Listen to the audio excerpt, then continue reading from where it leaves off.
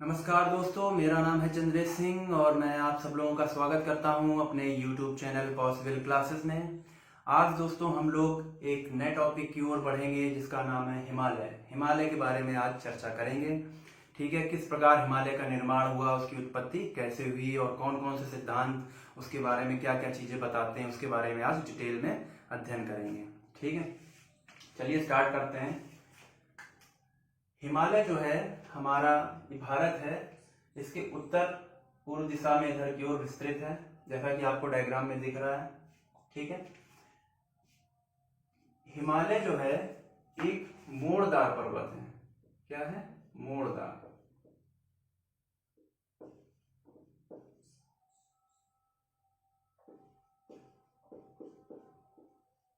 मोड़दार पर्वत है। इसको हम वलित पर्वत भी कहते हैं। वलित,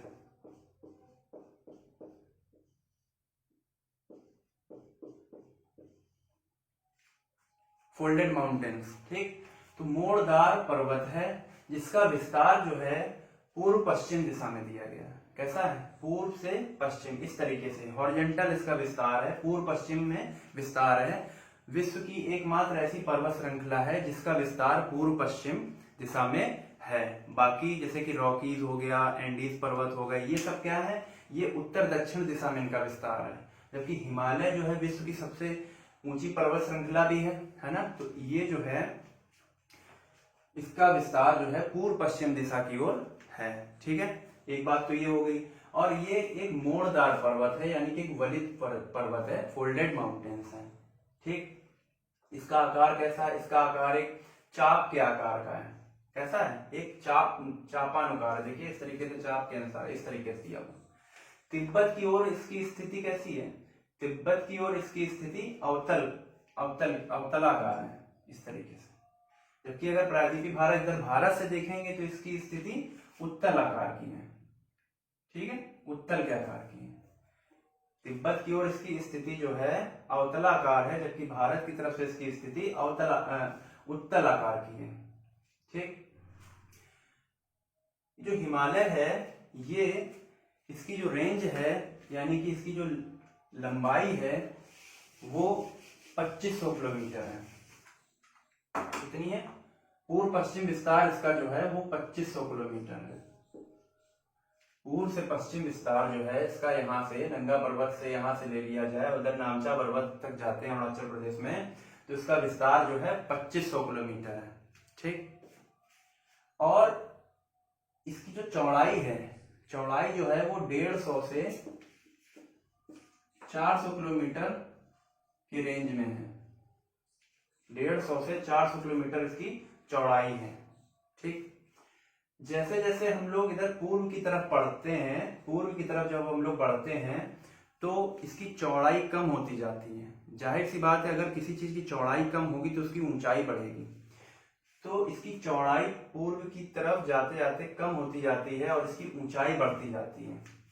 तो इससे क्या पॉइंट निकल के आया कि जो हमारा हिमालय है वो 2500 किलोमीटर पूर्व पश्चिम दिशा में उसका विस्तार है। उसकी चौड़ाई 150 से 400 किलोमीटर की रेंज में है। और जैसे जैसे हम हिमालय में पूर्व दिशा की ओर बढ़ते हैं, तो पूर्व दिशा में जब बढ़ते हैं तो ऊंचाई इसकी क्या होती है? बढ़ती है। और चौड़ाई क्या होती है? घटती है। चौड़ाई इसकी इधर कम हो जाएगी और ऊंचाई इसकी बढ़ जाएगी। अब जब ऊंचाई बढ़ जाएगी तो इसका ढाल भी कैसा हो जाएगा? तीव्र हो जाएगा। कैसा हो जाएगा? तीव्र ढाल हो जाएगा, है ना। ऊंचाई जब कोई चीज ऐसे है और ऐसे हो गई तो ढाल कैसा हो गया? उसका तीव्र हो गया। और नॉर्मल अगर है तो ढाल कम तीव्र है। ठीक, तो जैसे जैसे इसकी ऊंचाई बढ़ेगी तो वैसे वैसे उसका ढाल भी जो है वो स्लोप जो उसका है वो तीव्र हो जाएगा। ये तो एक बेसिक सी जानकारी हो गई।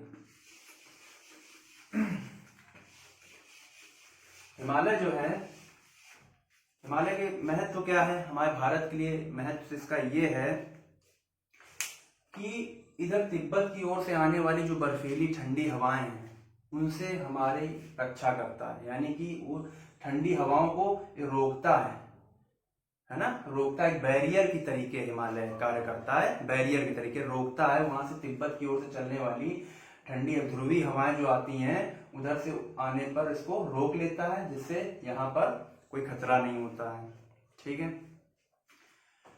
जब मानसून आता है तो जब इधर से मानसून इधर केरल की तरफ से इधर से जा रहा होता है, जब है ना मानसून आगे बढ़ाएंगे अरब सागर की खाड़ी वाला मानसून ना, बंगाल की खाड़ी, तो जब ये मानसून जाता है तो इस हिमालय की वजह से ही यहाँ पर वर्षा इधर होती है, जहाँ पर ये गारो खासी जयंतियां इस तरफ है ना, मेघालय का पठार पड़ता है, तो यहाँ पर मासीराम जगह यहाँ पर सबसे ज्यादा वर्षा होती है ना। तो हिमालय जो है एक वर्षा का एक कारण भी बनता है कि भारत में वर्षा का अधिकतर कारण बनता है हिमालय। भारत एक कृषि प्रधान देश है, कृषि यहाँ पर वर्षा पर डिपेंड करती है ना। तो वर्षा का मेन कारण हिमालय बन जाता है। तो एक महत्व तो इसका ये हो गया, ठीक है, कि वर्षा होगी तो कृषि अच्छी होगी, क्योंकि भारत एक कृषि प्रधान देश है, अधिकतर लोग कृषि पर ही आधारित हैं। तो दो तो मेन इसके काम हो गए। क्या करता है कि बर्फीली ठंडी हवाओं को रोकता है, ध्रुवों की ओर से आने वाली, इधर तिब्बत साइड से आने वाली ठंडी हवाओं को रोकता है, और वर्षा का मेन कारण बनता है कि वर्षा जो होती है मानसूनी, जो मानसून जब आता है तो वर्षा का प्रमुख कारण बनता है हिमालय। ठीक, आगे बात करते हैं। हिमालय जो है हमारी नदियों को वर्षवाहिनी नदियां बनाए रखता है। वर्षवाहिनी का मतलब क्या है? हमेशा नदियों में जल बना रहता है, हिमालय की वजह से हमेशा उस पर नदियों पर जल बना रहेगा। जैसे कि गंगा हो गई है ना, यमुना हो गई, तो क्या होता है जब ग्लेशियर पिघलते हैं तो जल तो हमेशा बना रहेगा। यहाँ पर क्या होता है, बर्फ बहुत होती है, ऊंचाई पर है तो बर्फ रहेगी, बर्फ रहती है, ग्लेशियर पिघलेंगे, जब गर्मी पड़ेगी थोड़ी सी तो ग्लेशियर पिघलेंगे तो नदियों में जल रहेगा। इस वजह से हिमालय का तीसरा प्रमुख कार्य क्या है कि नदियों को वर्ष भर जल की प्राप्ति होती रहती है। तो वर्षावाहिनी नदियां बनी रहती हैं, वर्षवाहिनी नदियां बनी रहती हैं, पूरे साल नदियों में जल रहता है। किसकी वजह से? हिमालय की वजह से। ठीक, तीसरा पॉइंट ये हो गया। अब जैसा कि हम लोग जानते हैं कि गंगा और यमुना जब इधर आती हैं इधर से, और ये जो पूरा क्षेत्र है ये मैदानी भाग में आ जाता है ना, मैदानी भाग में इधर आ जाता है। तो नदियों के द्वारा यहाँ पर क्या है, ये बहुत अवसाद यहाँ जमा किया गया है, यहाँ पर नदियों द्वारा अवसाद जमा किया गया है, तो ये पूरा मैदान बन गया है। यहाँ पर मैदान बन गया, समतल भाग बन गया, समतल भाग बन गया, तो यहाँ पर नदियां बहुत सारी, ये जलोढ़ मिट्टी जो है यहाँ पर जमा हो गई है। जलोढ़, जब हम मिट्टियां पढ़ाएंगे तो उसमें बताएंगे, खादर और बांगर होती हैं दो प्रकार की। तो जलोढ़ जो होती है वो उपजाऊ होती है, उपजाऊ होगी तो कृषि अच्छी होगी, कृषि अच्छी होगी उत्पादन अच्छा होगा, तो देश की आर्थिक स्थिति भी अच्छी होगी। तो सब कुछ सब चीज का मेन रीजन क्या है? महत्व किसको दिया जा रहा है? हिमालय को दिया जा रहा है। हिमालय से यहाँ पर क्या हो रहा है कि कृषि भी अच्छी हो जाएगी। क्यों? क्योंकि यहाँ की मिट्टी उपजाऊ हो जाएगी, है ना, जलोढ़ एक उपजाऊ मिट्टी होती है ना, तो कृषि की पैदावार भी अच्छी हो जाएगी, तो सब कुछ अच्छा हो जाएगा। एक तो ये कारण अच्छा रीजन हो गया कि हिमालय का महत्व क्या है कि ये हो गया। हिमालय क्षेत्र में यहाँ पर वन भी पाए जाते हैं, है ना, देवदार इस तरीके के शंकुधारी वृक्ष पाए जाते हैं, है ना। तो और यहाँ पर हमने बताया था नेक्स्ट वीडियो में कि यहाँ पर टर्सरी क्रम की चट्टाने भी हैं, टर्सरी क्रम की चट्टाने भी हैं, पेट्रोलियम के पदार्थ मिलते हैं यहाँ पर, है ना। कारगिल है, जो कि कारगिल जो जगह है यहाँ पर, तो कारगिल में क्या कहते हैं, वहाँ पे एंथ्रेसाइट कोयला की प्राप्ति होती है ना। तो ये सारी चीजें, हिमालय इन सब चीजों के लिए बहुत ही महत्वपूर्ण कार्य करता है। तो आई होप इतनी बात आपको समझ में आई होगी कि हिमालय के क्या क्या मेन कार्य है, हमारे भारत के लिए कितना उपयोगी है हिमालय। ये तो एक बेसिक उसके महत्व हो गया, जानकारी होगी कि हिमालय क्या क्या हम लोग के लिए उपयोगिता है उसकी। ठीक है, हिमालय को हम लोग 4 भागों में पढ़ेंगे। सबसे उत्तर में जो हिमालय है उसको हम लोग कहते हैं ट्रांस हिमालय, या इसी को कहते हैं पार हिमालय, ट्रांस हिमालय या पार हिमालय। ठीक है, जगह नहीं यहाँ पर, हिमालय समझ लीजिएगा, ट्रांस या पार हिमालय, जिसमें कौन सी श्रेणियां आती? काराकोरम, लद्दाख और जास्कर। ये 3 श्रेणियां आती, 3 पर्वत श्रेणियां आती, काराकोरम, लद्दाख और जास्कर। इनके बीच से नदियां निकलती हैं। कौन सी? काराकोरम लद्दाख के बीच से श्योक नदी निकलती है, श्योक, ये श्योक। जो सिंधु की सहायक नदी है, और सिंधु नदी यहाँ से निकलती है, मानसरोवर इधर से निकलती है, तो लद्दाख और जास्कर के बीच से सिंधु नदी निकलती है। तो ये हमने ब्लू कलर से दिखाया है। तो श्योक जो है सिंधु की सहायक नदी है, जो कि सिंधु में मिल जाती है, उधर पाकिस्तान में चली जाती है। ठीक, ये हम नेक्स्ट लेक्चर में पूरा डिटेल में बताएंगे। अभी तो हम बता रहे हैं कि हम क्या क्या पढ़ेंगे। हिमालय टॉपिक छोटा नहीं है, इसके बारे में थोड़ा 1-2 वीडियो लगेंगे, तीन वीडियो तो कम से कम लगेंगे पढ़ने में, क्योंकि इसमें काफी ऐसी चीजें हैं पढ़ने के लिए, बहुत ज्यादा लंबा टॉपिक है। तो ये तो हो गया ट्रांस हिमालय। फिर हम लोग पढ़ेंगे वृहद हिमालय के बारे में। ये वृहद हिमालय है, रेड कलर से दिख रहा होगा, ये वृहद हिमालय है। यहाँ से शुरू हुआ नाम, इधर से लेके नामचा पर्वत तक नंगा पर्वत है। ग्रीन कलर का दिख रहा है आपको, इसको कहते हैं हम लघु हिमालय। वृहद हिमालय हो गया। वृहद हिमालय को हम लोग कहते हैं महान हिमालय, वृहद या महान। ठीक, फिर लघु या मध्य हिमालय कहते हैं। ठीक, और तीसरा जो ब्लू कलर से दिख रहा है उसको कहते हैं शिवालिक, शिवालिक श्रेणियां, शिवालिक हिमालय।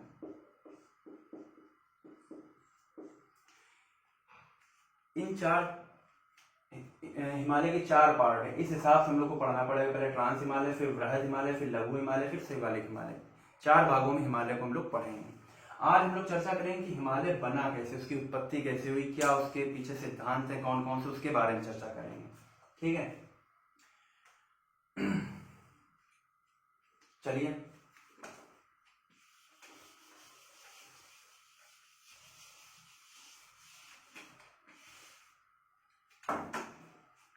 हिमालय की उत्पत्ति के पीछे मुख्यतः 2 सिद्धांत दिए गए हैं। कौन कौन से हैं? पहला सिद्धांत है कोबर का भूसन्नति का सिद्धांत, कोबर का भूसन्नति।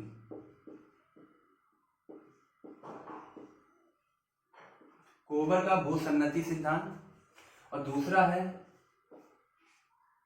हैरी हैस, हैरी हैस का प्लेट विवर्तनिकी का सिद्धांत, प्लेट टेक्टोनिक थ्योरी, विवर्तनिकी। ठीक है, 2 सिद्धांत सही व्याख्या करते हैं, कोबर का भूसन्नति का सिद्धांत और हैरी हैस का प्लेट टेक्टोनिक थ्योरी यानी कि प्लेट विवर्तनिकी का सिद्धांत। तो एक एक करके हम लोग पढ़ते हैं। पहले समझते हैं कोबर का भूसन्नति सिद्धांत।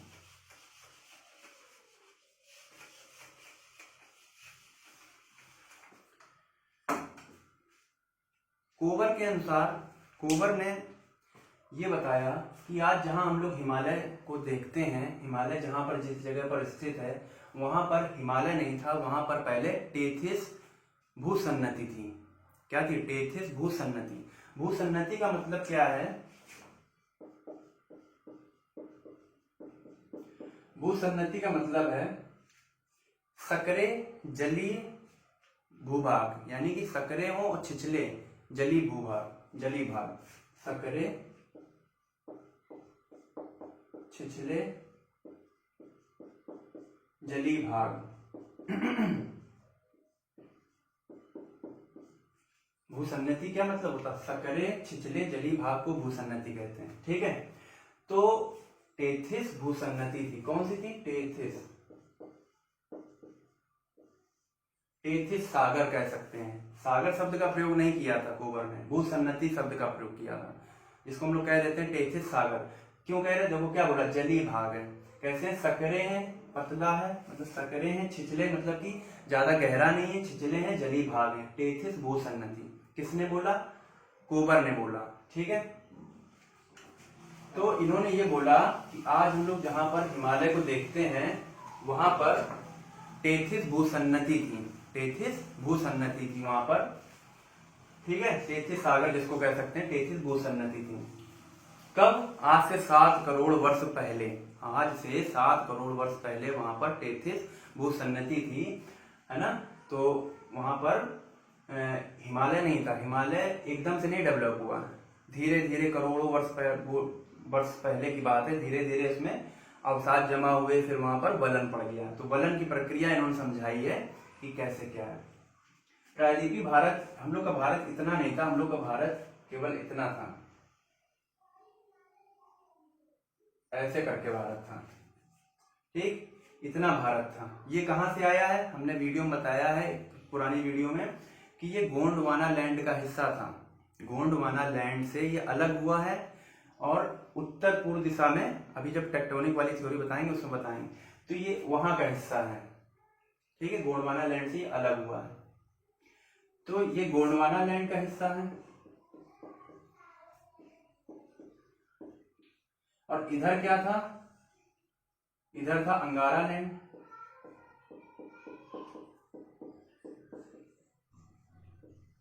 ठीक है, तो ये गोंडवाना लैंड, ये अंगारा लैंड। तो कोवर ने ये बताया, कोवर ने ये बताया कि यहां पर टेथिस भूसन्नति थी।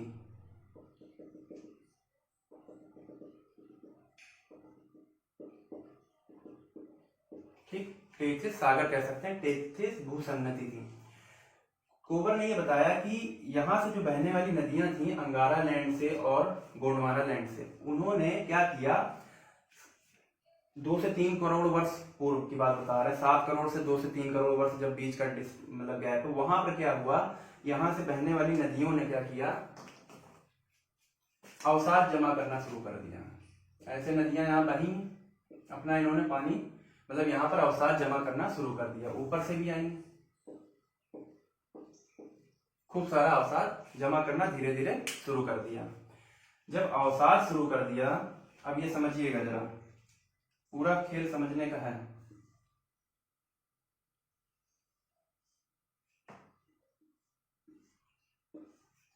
ये है मेरा गोंडवाना लैंड का हिस्सा, इधर है मेरा अंगारा लैंड। ठीक है, इधर से ये टेथिस सागर है, बीच में टेथिस सागर है, ये जो हिस्सा दिख रहा है ये टेथिस सागर है। ठीक, तो यहां से जब नदियों ने अवसाद जमा करना शुरू किया धीरे धीरे, तो अवसाद ऐसे ऐसे जमा हुआ है। ठीक, अवसाद ऐसे जमा होता चला गया इस तरीके से,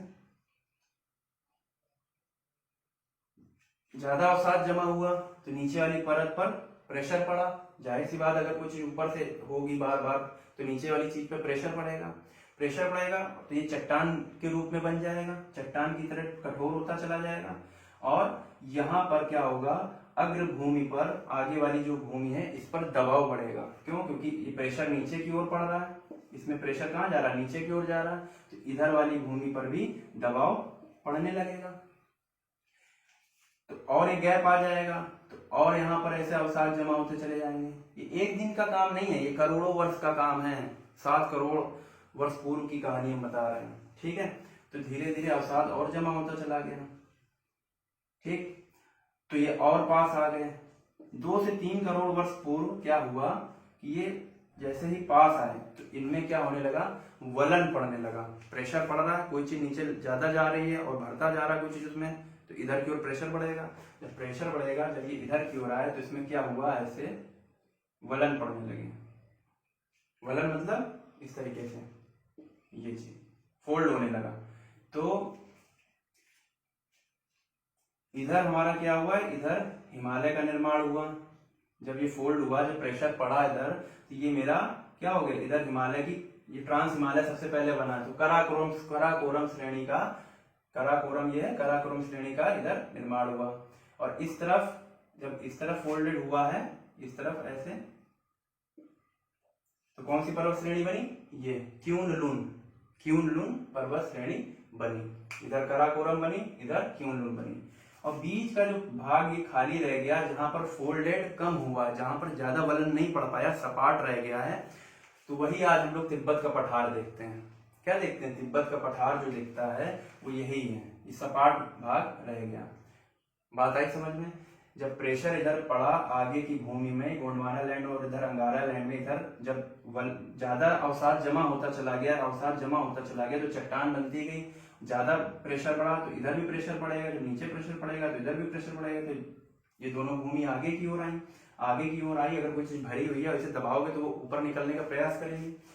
तो ऐसे फोल्ड हो गया, जो अंदर का अवसाद था वो ऊपर की ओर निकल आया।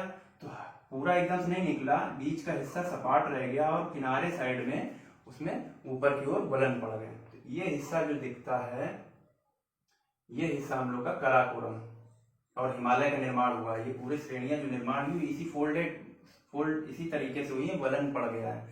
और इधर का जो हिस्सा दिखता है ये क्यूनलुन श्रेणी है, ठीक है। और बीच का जो सपाट हिस्सा दिखता है वो बन गया मेरा तिब्बत का पठार। तो आई होप आपको इतनी बात समझ में आई होगी। कोबर के हिसाब से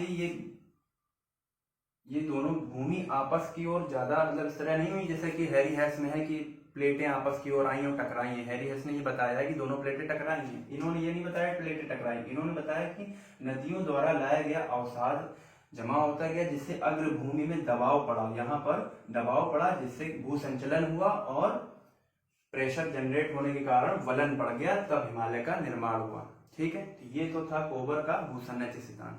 कोबर ने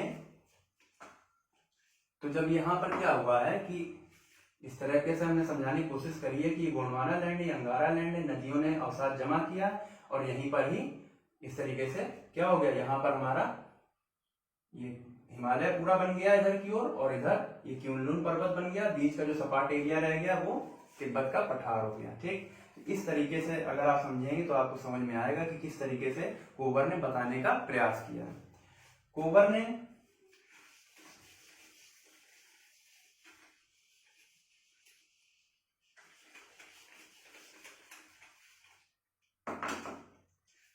टेथिस भूसन्नति को पर्वतों का पालना कहा है। टेथिस भूसन्नति को क्या कहा है, पर्वतों का पालना, पर्वतों का पालना कहा है। क्वेश्चन पूछा जा सकता है कि कोबर के अनुसार टेथिस भूसन्नति क्या है, पर्वतों का पालना है, और 3-4 पॉइंट बना सकता है। तो याद कर लीजिए पर्वतों का पालना कहा है, क्या कहा, पर्वतों का पालना, क्रेडल ऑफ माउंटेन्स, ठीक, क्रेडल ऑफ माउंटेन्स, पर्वतों का पालना कहा है, ठीक।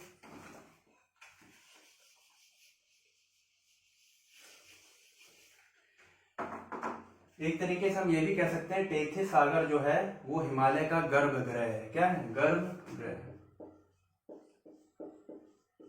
क्यों, क्योंकि यहीं पर तो हिमालय का जन्म हुआ एक तरीके से, तो ये हम कह सकते हैं, ठीक।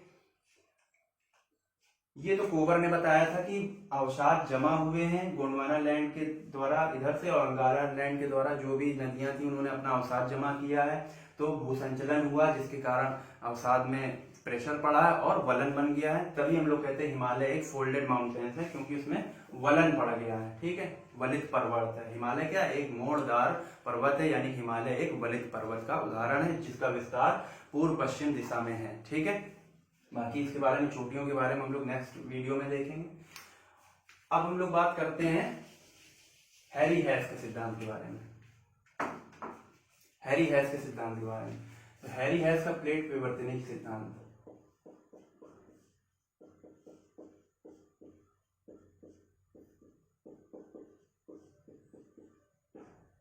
प्लेट विवर्तनिकी का सिद्धांत या प्लेट टेक्टोनिक थ्योरी।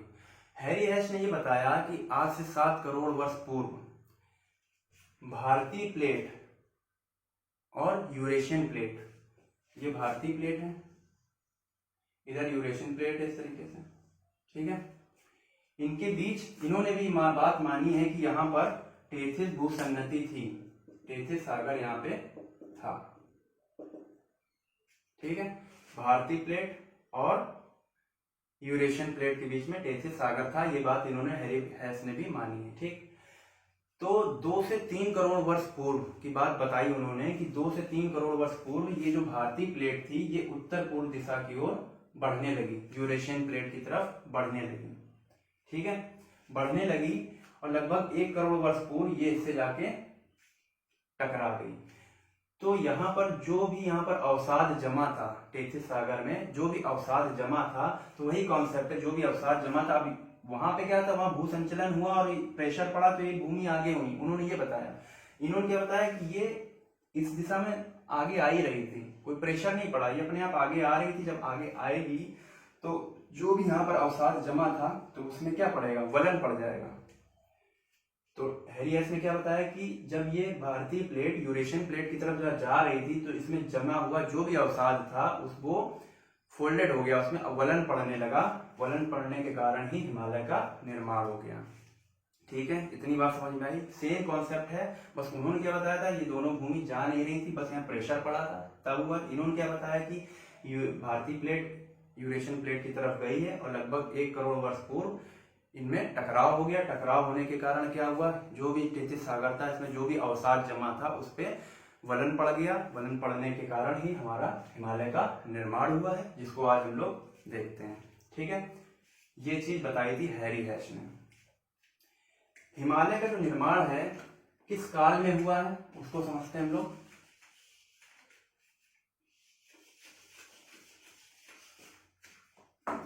तो लगभग 1 करोड़ वर्ष पूर्व से हिमालय का निर्माण प्रारंभ हो गया था और आज भी हिमालय में विस्तार हो रहा है। ठीक है, तो हिमालय जो है सेनोजोइक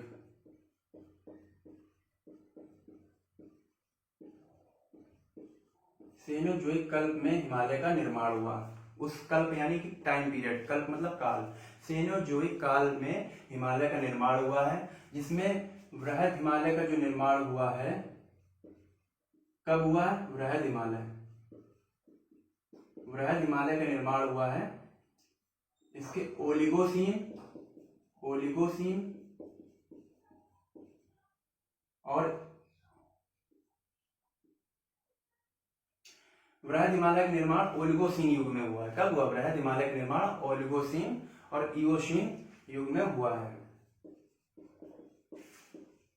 इओसीन कल्प में वृहद हिमालय का निर्माण हुआ है। सेनोजोइक कल्प में निर्माण पूरे हिमालय का हुआ है, जिसमें वृहद हिमालय का निर्माण ओलिगोसीन और इओसीन कल्प में हुआ है। ठीक है, और फिर आता है जो मध्य हिमालय हम लोग का बना है, ये बना है मायोसीन कल्प में। कब बना, मायोसीन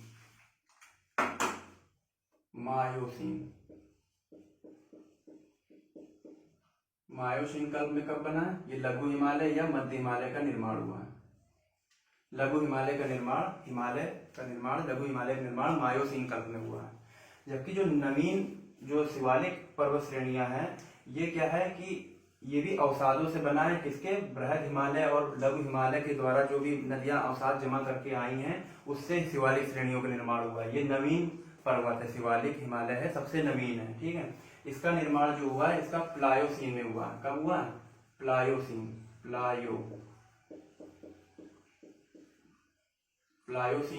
कल्प में इसका निर्माण हुआ है। किसका, शिवालिक का। इसका कब हुआ है, इसका हुआ था ओलिगोसीन के इओसीन और ओलिगोसीन में हुआ था। सेनोजोइक कल्प में पूरे निर्माण हुआ है ना, तो और बीच वाले का हुआ है कब, मायोसीन में, और शिवालिक का हुआ है प्लायोसीन युग में हुआ है। आज भी हिमालय में निरंतर बढ़ोतरी हो रही है। भूकंप आते रहते हैं, भूसंचलन होता रहता है ना। पीर पंजाल श्रेणी के बारे में जब पढ़ाएंगे तो वहां पर झीली निक्षेप मिलते हैं, जिनको हम करेवा कहते हैं। झीली निक्षेप पाए जाते हैं पीर पंजाल श्रेणी पे, लगभग 1850 मीटर की ऊंचाई पर। क्या है, झीलीय निक्षेप मतलब अवशेष एक तरीके से कह सकते हैं, जो अपना निक्षेपण कर दे, जमाव छोड़ जाए। ठीक है, तो झीलीय निक्षेप, झील के जो निक्षेप हैं वो पाए जाते हैं, जिनको हम कहते हैं करेवा। ठीक है, क्वेश्चन पूछा गया करेवा क्या है, करेवा एक झीलीय निक्षेप है। करेवा एक झीलीय निक्षेप का उदाहरण है। ये तो एक बेसिक सी जानकारी होगी हिमालय के बारे में, कैसे उसकी उत्पत्ति हुई, उसके कौन कौन से सिद्धांत थे। कोवर का भूसंगतिक सिद्धांत, हैरी हेस का प्लेट विवर्तनिकी का सिद्धांत। ठीक है, और बेसिक जानकारी हमने हिमालय के बारे में दी है।